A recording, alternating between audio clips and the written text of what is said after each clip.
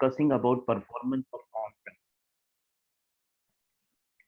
So performance of contract, that we had just read the definition. The term performance means that the party to the contract have fulfilled or carried out their respective obligations arising out of the contract. So again, the meaning is very simple. When we talk about performance of contract, it means that both the parties have performed their part in the contract. A wanted to sell his car, B wanted to purchase that car for 1 lakh rupees. A has sold the car, B has given 1 lakh rupees to Mr. A. So that means then it will be called as performance of contract. Now there are two types of performance. One is called as actual performance. The other one is called as attempted performance, or it is often called as tender. Now attempted performance or tender is of two types. One is called as tender of goods and services, and the other one is called as tender of. So I think that you might have discussed studied about these two types of performance, and we will start with the discussion now.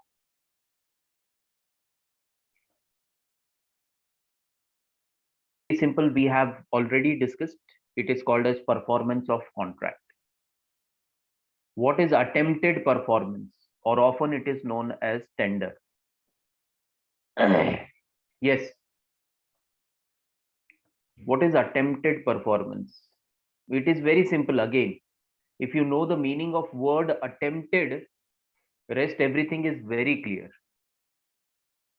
Only thing is you should be aware of what is the meaning of attempted. And here the word or the term tender is tender we all know. Yes. What is attempted performance? We will not invest more time in this. Very simple. Attempted performance.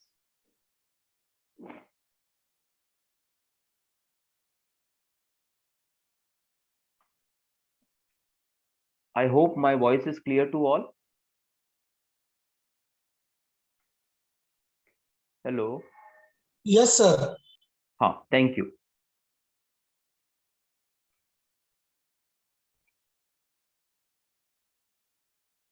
So what does it mean? That no one has done the homework?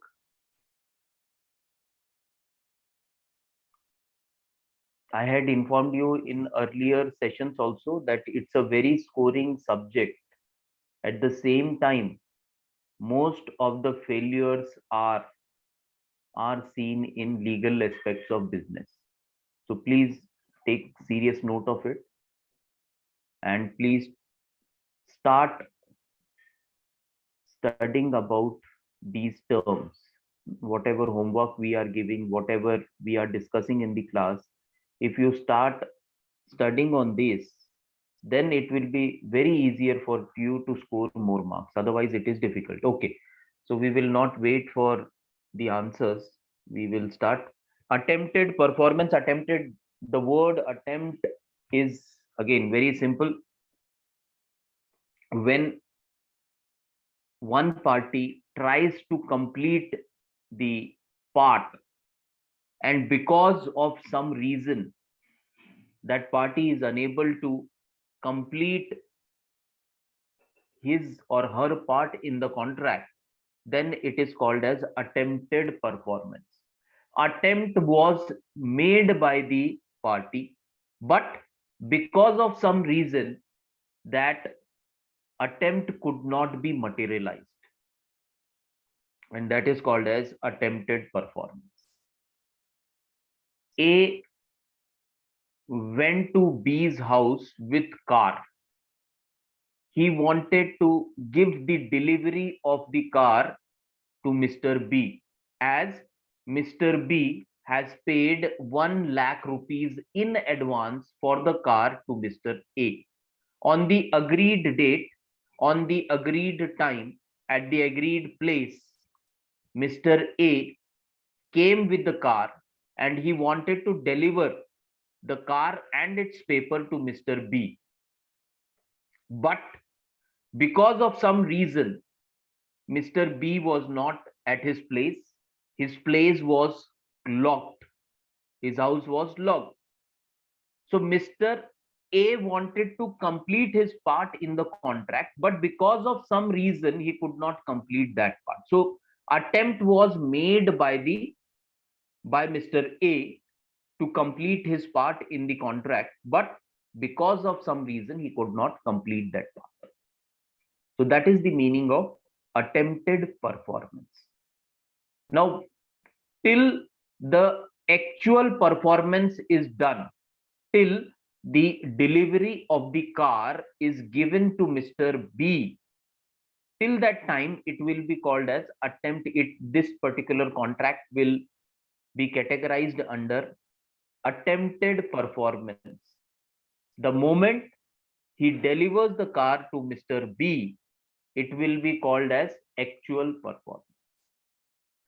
Now, kinds of tender or kinds of attempted performance, there are two types of attempted performance. One is called as tender of goods and services, and the other one is called as tender of money. Tender of goods and services, again, as the name itself denotes, that if we have purchased some goods and that goods or services are yet to be utilized or delivered at our place,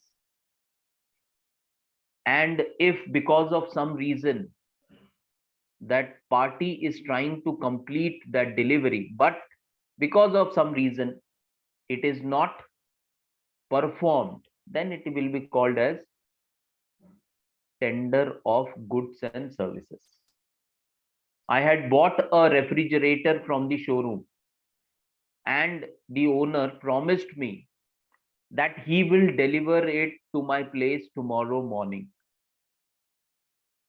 Tomorrow morning, when his tempo was coming to my place, it got some technical problem, and because of that, he could not deliver that refrigerator to my place. So attempt was made by the shopkeeper, but because of some reason that could not be completed. So it will be called as tender of goods and services. Same is the case with tender of money. Tender of money means that if somebody has taken loan, one party has taken loan, and other party has promised that on so and so date you have to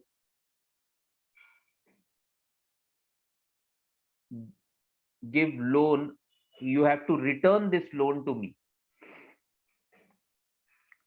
And when the party went to return the loan amount, again because of some reason, if that loan could not be returned to the principal, then it will be called as tender of money.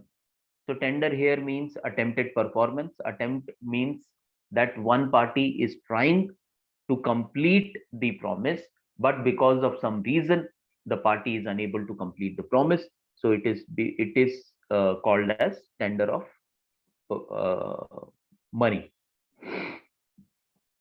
Now, essentials of a valid tender, very simple. We will very quickly take a look on it. It must be unconditional. Unconditional means when the party is trying to complete the promise, they cannot put a condition into it. If any conditions are included, then it cannot be called as a valid tender. Valid tender means attempted performance. So it must be unconditional. No condition should be involved in it. It must be made at proper time and place. Again, very simple. If I have purchased the refrigerator and if I have given the address of my place, of my house, and I have informed the shopkeeper that tomorrow 11 o'clock in the morning, I am there at my place. Please send this refrigerator to my place on this particular address at 11, between 11 to 12 in the morning.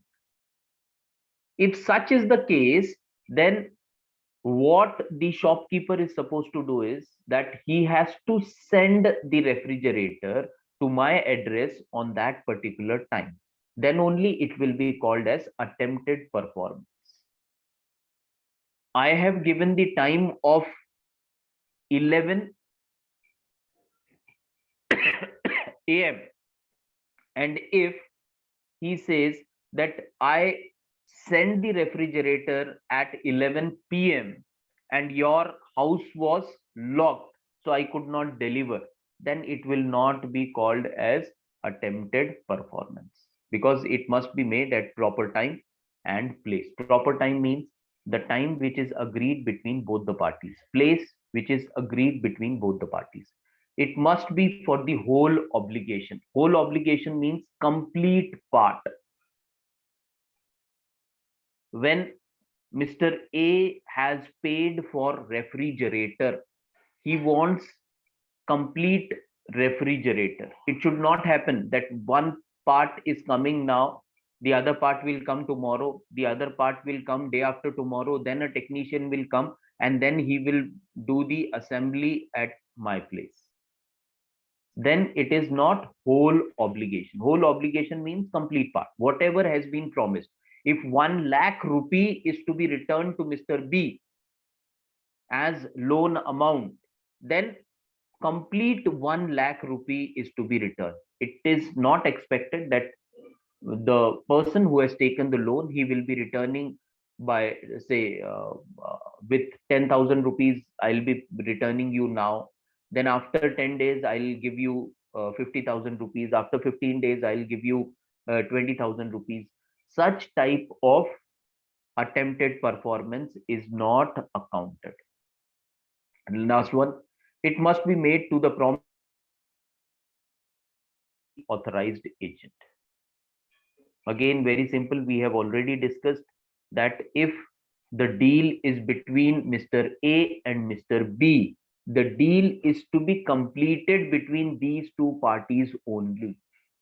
Suppose if because of some reason one of the party is not there to complete the deal, and that party has appointed some authorized agent, and this particular information is being given to the other party also, then there can be a deal between the authorized agent and the main party. Otherwise, it is not called as attempted performance. Now, who must perform in the contract? We have discussed that what is performance of contract. Then who is going to perform in the contract? So there are certain conditions. That what are those conditions that we will be discussing now? Condition number 1 is promisor himself. There are certain type of contracts where the promisor himself has to perform the contract. He or she cannot appoint a duly authorized agent or any other relative or any friend on their part to perform the to perform in the contract. So that is called as promisor himself. There are certain types of contract where the promisor means the person who has promised. It is expected that only that person can perform these type of contract, others cannot. Now, if a car to be sold, or if a house to be sold, or if a plot to be sold,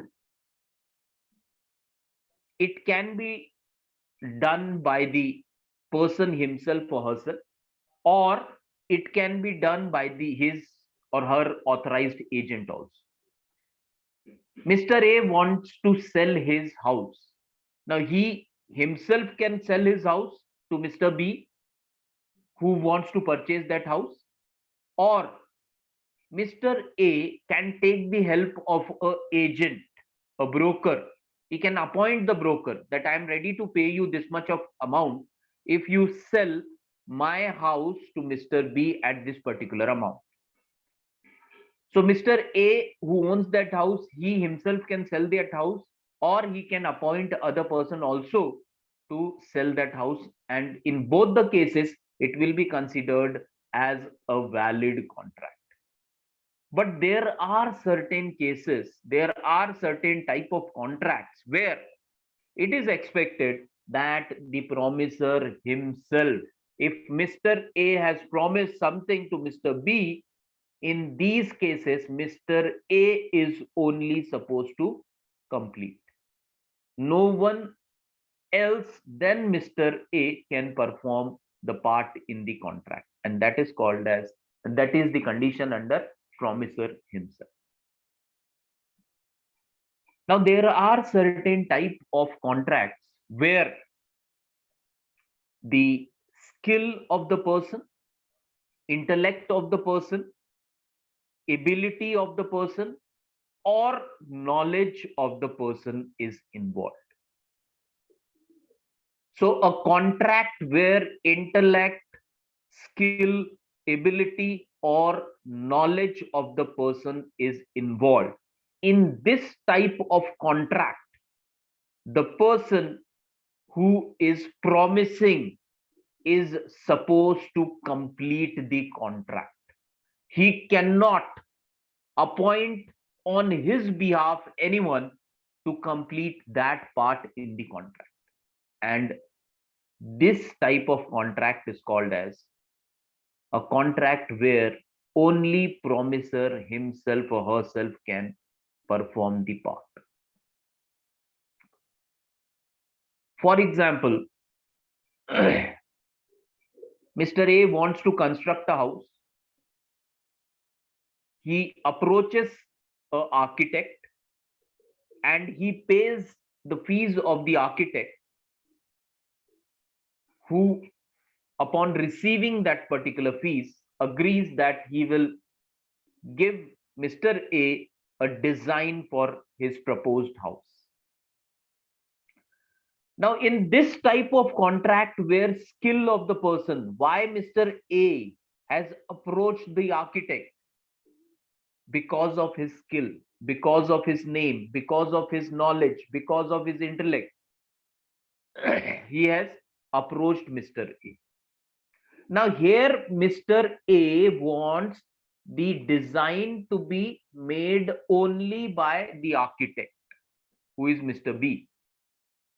Now here the architect cannot give this responsibility of preparing the design of house for Mr. A to anyone else. He cannot say pass on this responsibility to his son or his daughter or his wife or his relative or his duly authorized agent, because this is a case where his knowledge, intellect, skill, ability is involved. So any contract where the promiser's skill, ability, knowledge is involved, there we can say the promiser is only supposed to perform the contract. He cannot appoint his authorized agent also to perform his part in the contract. So that is where we can say that these type of contracts are the contracts where only promiser can perform the contract. Now next one, promiser or his agent. Again, the case is very simple. We have already discussed that those all the other types of contract where intellect, skill, knowledge of a particular person is not involved, all these cases, all these contracts can be performed either by the promiser himself, herself, or the promiser can appoint an agent who can complete the part. Next one, legal representative.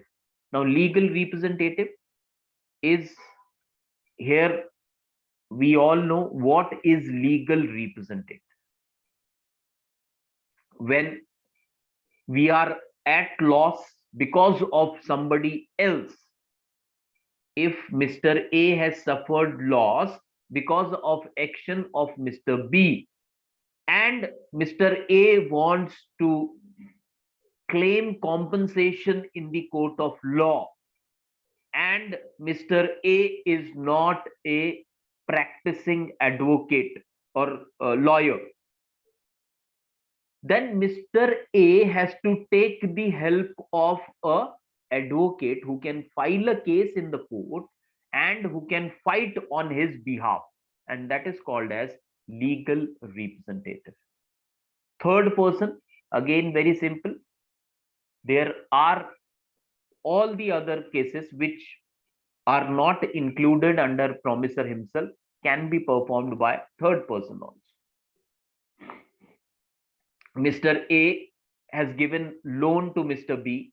Mr. B is supposed to repay the loan,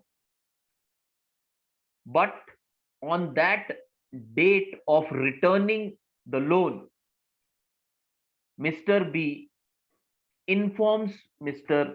A that I'm not in a position to return your loan, but my friend Mr. C can return your loan of 1 lakh rupees. So please accept the amount which will be given by Mr. C on behalf of me. So that will be called as third party. Here, Mr. A, who has taken loan, who has given loan to Mr. B, he wants his principal amount as well as the interest which was agreed between both the parties. Now here it doesn't matter if Mr. B is repaying the loan or Mr. C is repaying the loan. So that will be called as third party. So these type of contracts can be performed by the third party also. Next one is performance of joint promises. Now again, if we know the meaning of joint, rest everything is very clear. Joint means when instead of one person, more than one person are involved in the in giving the guarantee to a in a contract. So that is called as performance of joint promises.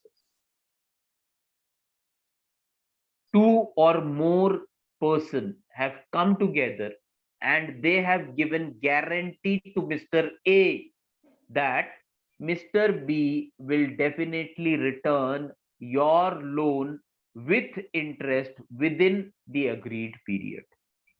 So that is called as performance of joint promises.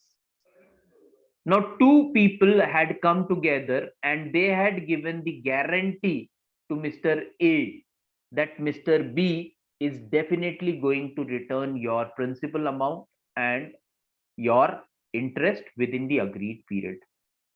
Now here, if Mr. B is unable to repay, what will happen? These two people have to repay the amount to Mr. A because they had taken the guarantee on part of Mr. B.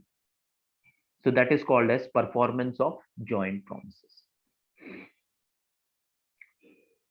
Now, time and place of performance, that is again simple, and we will quickly have a look on it. Performance of a promise within reasonable time. Reasonable time here means the time which is agreed between both the parties. Now, when it is to be performed, कब perform किया जाना चाहिए? दिन में किया जाना चाहिए, रात को किया जाना चाहिए, कितने से कितने बजे तक किया जाना चाहिए? So that is where we can say both the parties are supposed to perform their part. Mr. A was informed by Mr. B that I am there at my place from morning 6 o'clock to evening 6 o'clock.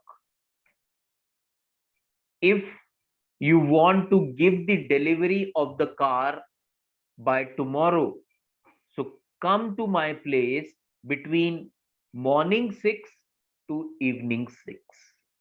He has given the address, everything to Mr. A. Now here reasonable time will be what? Any time between this agreed time, morning 6 to evening 6. So that will be called as performance of promise within reasonable time. If Mr. A comes with the car to give delivery to Mr. B at 11 p.m. or 10 p.m. or in the midnight or after midnight, then it will not be called as performance within reasonable time. Next one, performance of promise where time is specified. Where time is specified, here we have taken that 12 hours are given. Between this time you can come. Any time between this time will be called as reasonable time. But if some proper time, specific timing is given, then the party which is going to complete his or her part in the contract is supposed to complete it in that agreed time only. Next one, performance of promise on the application of by the promisee. Now, because of some reason, earlier the contract was that on 21st of January 2022, Mr. A will deliver the car, and on the same day, Mr. B will pay the amount of 1 lakh rupees. That was the contract between Mr. A and Mr. B. Now, all of a sudden, Mr. A or Mr. B, if they are unable to continue the contract on that particular date of 21st of Jan, then what if one of the party applies to the other party that because of some reason we could not complete the promise on this particular day, but we are going to complete the promise on 22nd, 25th or 26th of Jan. And if the other party also agrees, then it means that it is to be performed not on 21st, but the next agreed date, that is 25th or 26th. Next one, where no place is specified and no application is made by the promisee. Now here, where no specific place is mentioned and no application is made, there, suppose Mr. B is a retailer and Mr. A is a wholesaler. Now there is a contract between the wholesaler and the retailer. Retailer has given money or the total amount. He has paid the total amount for 10 bags of rice. Details of rice, everything is given to Mr. A, who is a wholesaler, and Mr. A is supposed to deliver the rice to Mr. B, who is a retailer. Now, where the proper place is not mentioned, here what can be done is Mr. A can deliver the rice to the shop address of Mr. B, who is a retailer. Now, here Mr. B has to take the delivery of the rice at his shop. Now, here Mr. B cannot compel Mr. A, no, this is my shop. You have to send this consignment to my godown, which is located 10 kilometers away from him. Now, here it will be called as attempted, it will be called as actual performance when there is no proper place is mentioned. So on the official address of his shop, the wholesaler has sent the consignment. Now here shopkeeper has to accept the consignment as a whole obligation or as a actual performance. Here he cannot claim that attempt was not made by the wholesaler to complete his promise, as he has not specifically mentioned that he wants 10 bags of rice at his godown not at his shop. Because of that, it has been delivered to his shop and not to his godown. So he has to accept the delivery, accept the consignment at his place, that means at his shop only. Next one, performance in the manner and the time prescribed or sanctioned by the promisee. So prescribed manner, prescribed time, sanctioned by the promisee. Now again, here also it is very simple, where the time is specified, where the manner is specified, then it should be completed in that manner only. Then only it will be called as attempted performance, otherwise it will not.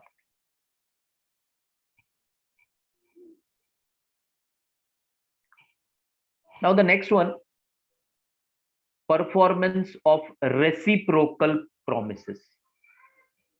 Now reciprocal promises means, again, if you know the meaning of reciprocal, it is very simple. One promise is based on the other's promise. So that is reciprocal. So here there are three types of reciprocal promises. First one is mutual and concurrent. Second one, conditional and dependent. And the third one is mutual and independent. Now, first one, mutual and concurrent. Here again, I am telling you that if you know the meaning, rest everything is very simple. Mutual means both, concurrent means simultaneous, at the same time. So a contract is there between Mr. A and Mr. B, which says that Mr. A will sell the car for rupees 1 lakh, and on the same day, on the same time, Mr. B is going to give 1 lakh rupees to Mr. A. So what is happening here? The moment Mr. B gets the delivery of the car, he is supposed to pay 1 lakh rupees to Mr. B. So both have agreed that we will perform our part at the same moment, at the same time, and that is called as mutual and concurrent. Conditional and dependent. First, you get the car to my place, I'll check the car, and if everything is okay, then I'll pay you 1 lakh rupees. Conditional and dependent. Mutual and independent. You come with your car to my place, I'll check everything, then I'll decide whether I want to purchase your car or not. And the other party, Mr. A, is also saying that, okay, I'm ready to come with car to your place. You can check the car. If you are able to, if you are, if your quotation or whatever you will be offering me for in return of the car, if it is satisfactory enough, then only I am ready to sell my car. So here, mutual and independent.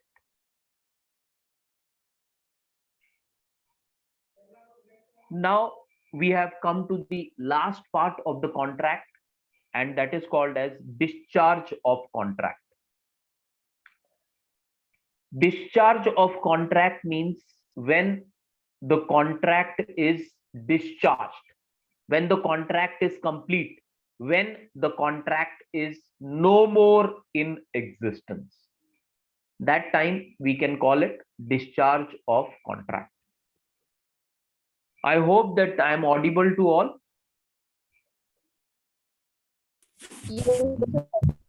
Okay, thank you. So first type of discharge of contract is called as performance of the contract. Performance of the contract we have already discussed. When both the parties to the contract have completed their promises, it is called as performance of contract. So one way of discharging of contract is by way of performance of contract. Next is called as by agreement. Now by agreement also there can be discharge of contract that we will be discussing. This may happen in one of the following ways so far as discharge of a contract is concerned. So discharge of contract by agreement, under that there are 7 conditions involved that we will be discussing. First one is by novation. Novation means when you are creating a new contract out of the existing contract, that is called as novation. New contract. Mr. A has entered into a contract with Mr. B, and the contract was that Mr. A will pay 1 lakh rupees to Mr. B, and Mr. B is going to return that 1 lakh rupees with 10% of interest after 1 month, that is 30 days. That was the earlier contract. Now, discharge of contract by way of novation means when the earlier contract is replaced by a new contract. Now, before 2 days, Mr. B contacts Mr. A that I am unable to repay your loan of 1 lakh rupees. But I assure you that I will repay the entire amount within a period of 10 more days. That means here again, new conditions are created. If accepted by Mr. A, then we will say that the earlier contract of 30 days is now replaced with a new contract of 40 days. So earlier contract of 30 days will get discharged by way of novation, as this earlier contract has been replaced by a new contract. So that is called as contract by way discharge by way of novation. Next one, the by way of rescission. Rescission, the meaning of rescission is cancellation. If the contract is cancelled, then again it is said to be discharged by cancellation or by rescission. Now, before the actual date of performance of contract, A wanted to sell the car, B wanted to purchase the car on so and so date. Before that so and so date, if both the parties are not in a position to carry out their promises, and both the parties if agree that we want to cancel the contract, then mutual, then it will be called as discharge of contract by way of rescission. Next one, discharge by way of alteration. Alteration means making changes in the contract, making some amendments in the contract. So if a earlier contract's terms and conditions are altered, are changed, are amended, and which is agreed by both the parties, then it will be called as discharge of contract by way of alteration. Next one is by remission. Remission, the meaning of remission is that when lesser promise is accepted as full promise, it is called as remission. Mr. A has given loan of 1 lakh rupees plus 10% interest for a period of 30 days to Mr. B. That is the contract. Now, if this contract is to be discharged by way of remission, it means that when Mr. A went to Mr. B to get his 1 lakh rupees and interest back after the expiry of 30 days, and if Mr. B returns him 90,000 rupees without interest or 1 lakh rupees without interest, that means he is completing, Mr. B is completing not his complete obligation, but his lesser promise is getting completed. Now here it is on the part of Mr. A to accept it or reject it, because the condition was that it is to be returned, 1 lakh is to be returned with 10% of interest, but lesser promise is being performed. Now, if this lesser promise is accepted completely by Mr. A without any condition, okay, he says that, okay, no problem, I know that you are not in a condition to repay the entire amount of 1 lakh rupees, as I know that you have suffered a huge loss in your business. I also know that you are not in a position to return the interest amount also. So I accept your 90,000 as a complete amount. Now here, the moment he says so, the contract gets dissolved and it will be called as discharge of contract by way of remission. Why? Because Mr. A has accepted the lesser promise as complete promise, as full promise on part of Mr. B. That is why it will be called as discharge of contract by way of remission. Now the next one of under discharge of contract is by waiver. Remission means less promise is performed. Waiver means when one party completely waives off the promise, waives off the other part. Mr. A has given the loan to Mr. B of 1 lakh rupees with interest of 5% or 10%.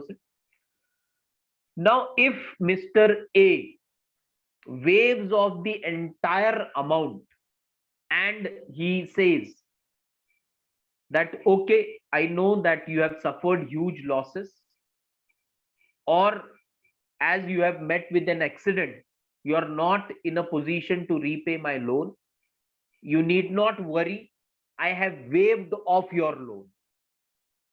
That means now henceforth Mr. A cannot claim the loan amount from Mr. B. Why? Because he has on his own, Mr. A has willingly waived off the entire amount of loan on part of Mr. B. So that is called as by waiver. Now here, an example is there was a case where waiver was done by one party, and after some days, the other party which got the benefit of waiver, the other party got a lottery of a huge amount. Now, as this particular person who has waived off the entire loan amount of that particular person. He went to that person and he asked for that waived off loan, as the person who got the lottery was now very financially very sound. But that person, he said that no, our contract is over. I do not owe that amount to you now because you have already waived it off.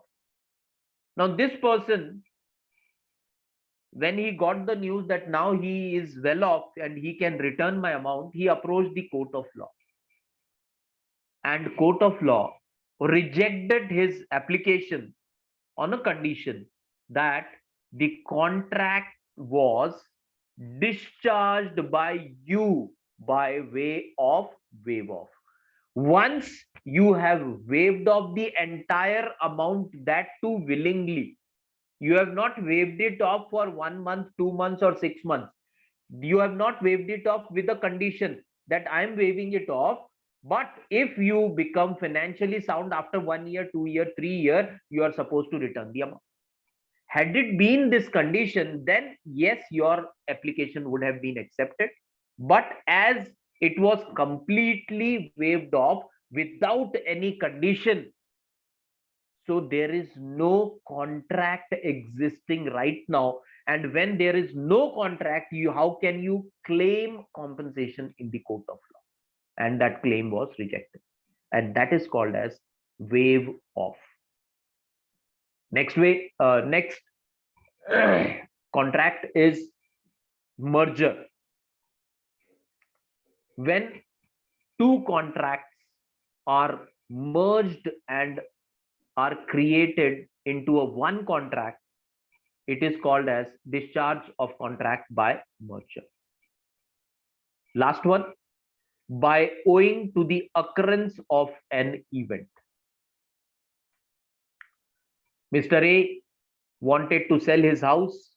Everything was finalized. Rates was finalized. Party was finalized. Everything was finalized. But before the actual performance of contract, before that agreed date, because of fire, the house was destroyed. As the object is not there, as the house is not there, now this contract stands discharged by way of owing to the occurrence of an event. Flood was there and the house got washed away because of flood. There was some riot in a particular area, and because of that riot situation, the house got destroyed. So again, the contract said to be discharged by way of occurrence of an event. What's the time now?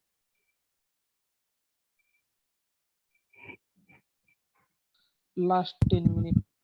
Okay, 10 minutes we are having. Very good. Thank you. So discharge of contract by lapse of time.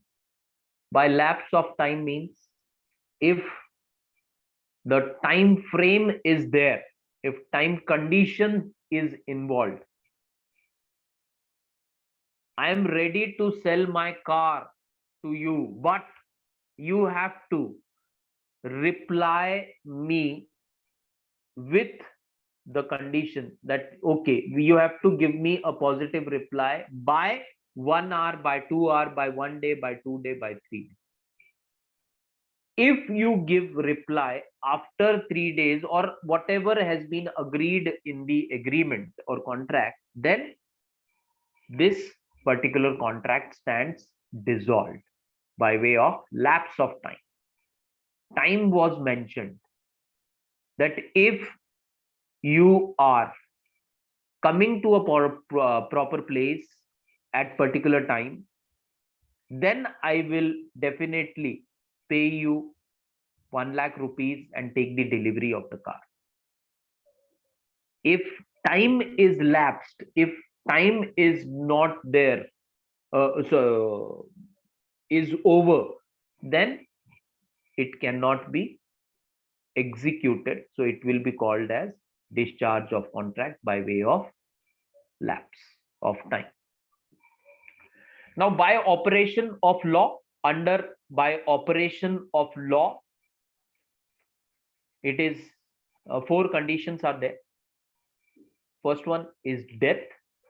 Second one is insolvency. Third one is merger. And fourth one is complete loss of evidence.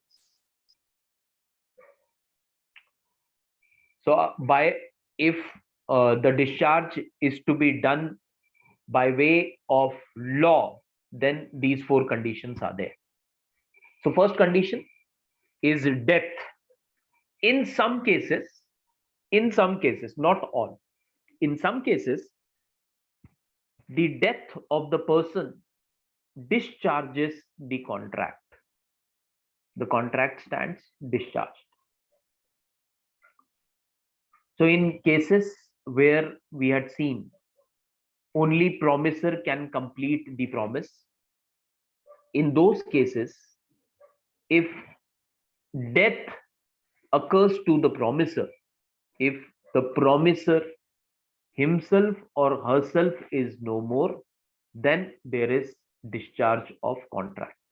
So only in those cases, the contract is discharged by way of death. In other cases, it is not discharged, but the liability gets transferred to the legal heirs of the person or of the promisor.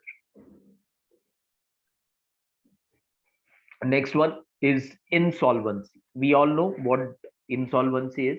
If a person, if a party has been declared by court insolvent or bankrupt, then the contract which is entered by that party with the other party stands discharged. Next one, merger. Merger we have already discussed. When two contracts are merged into one contract, then it is called as merger. Last one, complete loss of evidence. Complete loss of evidence, then automatically the contract is discharged. Now, why this is so? So again, things are very simple, that if one party has suffered loss because of the action of the other party, and that party which has suffered loss, which is also called as aggrieved party, now this party wants to get compensation, then this party has to approach the court. Now, court will take the decision on the basis of what? On the basis of evidences which are going to be produced by the party which has approached the court. Now, if the party has lost all the evidences of the contract, if no evidence is there with the party which can confirm that that particular party has suffered losses because of the conduct or action of the other party, if it is not able to prove in the court, as it has lost all the evidences, then the case stands discharged by way of complete loss of evidence. And this majorly happens in oral contracts, because if everything is written form, there are more chances that you will be in possession of some document, because everything is in written form. Witness signatures are there, then both the parties have signed the document, terms and conditions are written on the document. So it is easier for you to produce in the court of law if everything is in written form, and convince the court that these are the evidences which shows that the other party has not performed his or her promise, and because of that I have suffered the losses. So it is easier. But when it comes to oral promises, it is very difficult, because only two parties are involved, or if third witness was also there, but if at that particular time witness says, no, I do not want to be in that particular process of your case, or like that, then what will happen? The case will be discharged, the contract discharged by way of complete loss of evidence. Next one is by breach made by any of the party to the contract. First breach is actual breach, and the second breach is called as anticipatory breach. Actual breach, very simple. Mr. A promised that he will do a particular thing, and if he do not perform that, then it is called as actual breach. Anticipatory breach, then there are two types of anticipatory breach. One is expressed by words, spoken or written, and the other one is implied by the conduct of one of the parties to the other parties. So here, expressed by words, spoken or written, before giving the actual delivery of car to Mr. B, before that day, if Mr. A informs Mr. B that there are chances that he will not be able to hand over the delivery of the car to him on the agreed date. So this will be called as anticipatory breach. When this anticipatory breach will become actual breach, when on the date of that actual performance, if it will not take place, then it will be called as actual breach, but till that time it will be called as a anticipatory breach. Same is the case with impliedly, by conduct of one of the parties.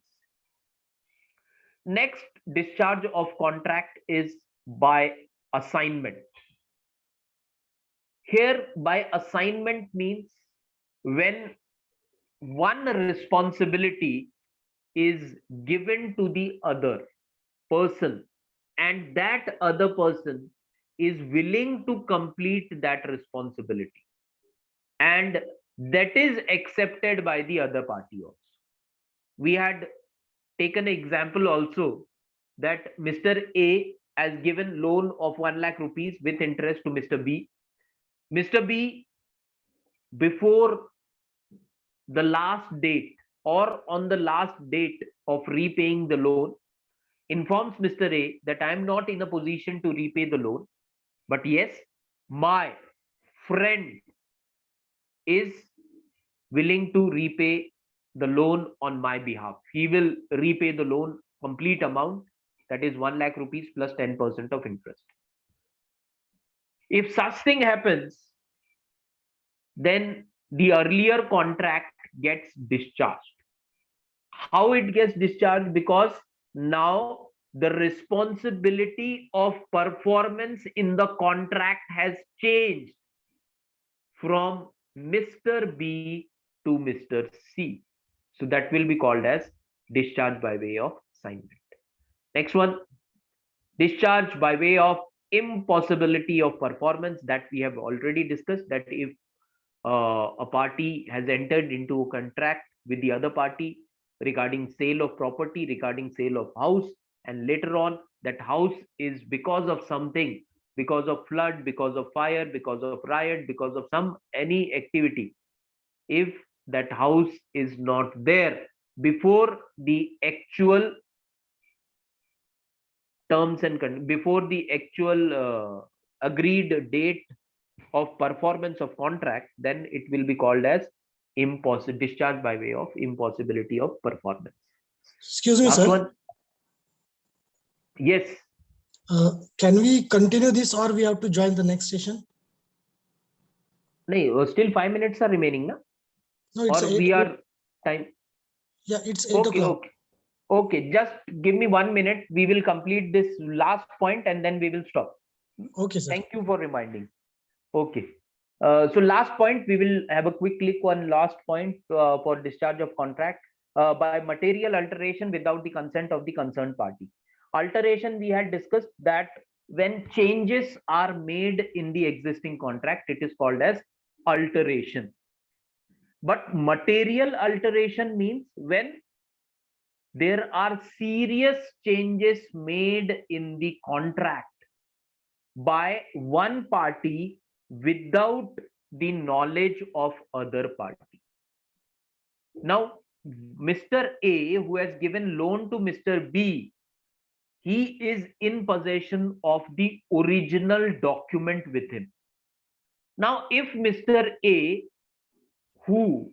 if Mr. A makes any changes related to the object of or terms and condition mentioned in the contract. The term was what? That for 30 days, he has given the loan to Mr. B for on a interest of 10%. As he is having the copy, the original copy with it, if without the knowledge of Mr. B, he makes 20 out of 10, that instead of 10%, he makes the changes that it is not 10, but it is 20. Agreed was 10 between A and B, but as he is in possession of the legal document, the original contract, he makes the change, and that change, if he makes without the knowledge of Mr. B, then it will be called as material alteration. Material alteration means serious changes made in the contract without the knowledge of the other party. So the contract stand discharged by way of material alteration. So we will stop here. In tomorrow's lecture, we will try to complete the contract act. Thank you everyone for joining this Thank you, session. sir. Thank you. Thank you.